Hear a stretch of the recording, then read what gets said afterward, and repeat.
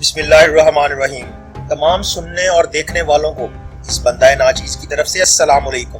ہوا کی تیز سرسراہٹ کی آواز میری کانوں میں آنے لگی، بارش کی کچھ بوندیں میرے چہرے پر گری، مجھے ہوش آنے لگا۔ میں بہت دیر تک اٹھنے کی کوشش کرتا رہا مگر میرے حواس مکمل طور پر بیدار نہ ہو سکے۔ کافی دیر میں اسی حالت میں رہا۔ اچانک میرے کانوں میں ایک مانوس آواز آئی، عبداللہ اٹھو جلدی کرو۔ یہ میرے ہمدم درینہ، میرے یار غار صالح کی آواز تھی۔ اس کی آواز نے مجھ پر جادو کر دیا اور میں ایک دم اٹھ کھڑا ہوا۔ میں کہاں ہوں؟ یہ میرا پہلا اور بے ساختہ سوال تھا۔ تم بھول گئے میں نے تم سے کیا کہا تھا؟ قیامت کا دن شروع ہو گیا ہے۔ اسرافیل علیہ السلام دوسرا سور پھونک رہے ہیں۔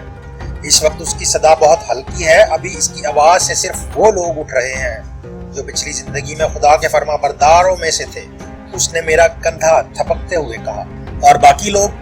میں نے اس کی بات کاٹ کر کہا، تھوڑی ہی دیر میں اسرافیل کی آواز بلند ہوتی چلی جائے گی اور اس میں ایک سختی آ جائے گی، پھر یہ آواز ایک دھماکے میں بدل جائے گی۔ اس وقت باقی سب لوگ بھی اٹھ جائیں گے مگر وہ اٹھنا بہت مصیبت اور تکلیف کا اٹھنا ہوگا۔ ہمیں اس سے پہلے ہی یہاں سے چلے جانا ہے، اس نے تیزی سے جواب دیا۔ مگر کہاں؟ یہ سوال میری آنکھوں سے جھلکا ہی تھا کہ صالح نے اسے پڑھ لیا تھا۔ تم خوش نصیب ہو عبداللہ، ہم عرش کی طرف جا رہے ہیں، وہ تیزی سے قدم اٹھاتا ہوا بولا۔ پھر مزید تفصیل بتاتے ہوئے اس نے کہا، اس وقت صرف انبیاء، صدیقین، شہداء اور صالحین ہی اپنی قبروں سے باہر نکلے ہیں۔ یہ وہ لوگ ہیں جن کی کامیابی کا فیصلہ دنیا ہی میں ہو گیا تھا۔ یہ وہ لوگ ہیں جنہوں نے خدا کو بن دیکھے مان لیا تھا، اسے چھوئے بغیر پا لیا تھا اور اس کی صدا اس وقت سن لی جب کان اس کی آواز سننے سے قاصر تھے۔ یہ لوگ اس کے رسولوں پر ایمان لائے اور ان کی نصرت اور اطاعت کا حق ادا کر دیا۔ ان کی وفاداری اپنی مذہبی شخصیات، اپنے لیڈروں، اپنے فرقے کے اکابرین اور اپنے باپ دادا کے عقائد اور تعصبات سے نہ تھی بلکہ صرف اور صرف خدا اور اس کے رسولوں سے تھی۔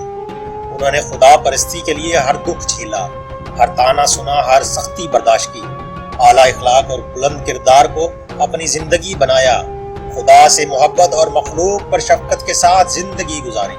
عبداللہ، آج ان لوگوں کے بدلے کا وقت ہے اور یہ ہے ان کے بدلے کا آغاز۔ صالح کی باتیں سنتے ہوئے میرے چہرے سے حیرت اور اس کے چہرے سے خوشی ٹپک رہی تھی۔ مگر میں تو جنت میں تھا۔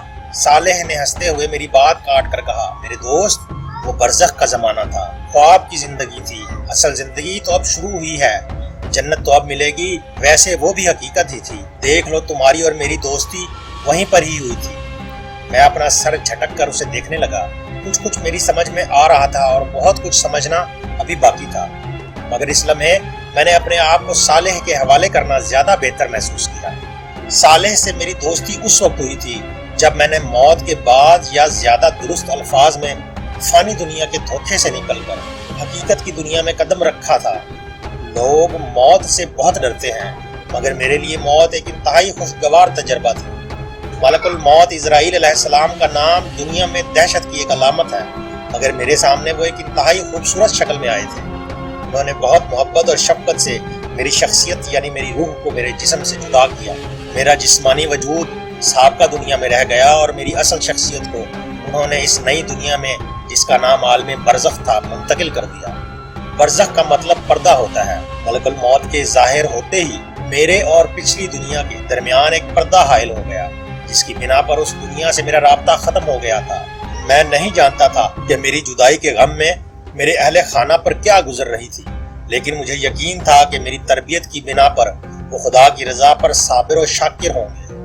میں اپنی اصل شخصیت سمیت اب ایک نئی دنیا میں تھا۔ یہ برزخ کی دنیا تھی۔ اس نئی دنیا میں ملک الموت اسرائیل نے مجھے جس شخص کے حوالے کیا وہ یہی صالح تھا۔ اس کے ساتھ بہت سی خوش شکل، خوش لباس اور خوش گفتار فرشتے موجود تھے۔ ان سب کے ہاتھوں میں گلدستے، زبان پر مبارکبادیں اور سلامتی کی دعائیں تھیں۔ مبارک سلامت کے اس ماحول میں وہ سب مل کر مجھے یقین دلا رہے تھے کہ آزمائش کے دن ختم اور جنت کی عظیم کامیابی کے دن شروع ہو گئے۔ اس وقت صالح نے مجھے یہ خوشخبری دی کہ برزخی زندگی کے آغاز پر میرے لیے پہلا انعام پروردگار ارض و سماوات کے حضور پیشی ہے۔ اس نے مجھے بتایا کہ یہ اعزاز ہر شخص کو نہیں ملتا۔ میرے لیے یہ خوشخبری جنت کی خوشخبری سے بھی زیادہ قیمتی تھی۔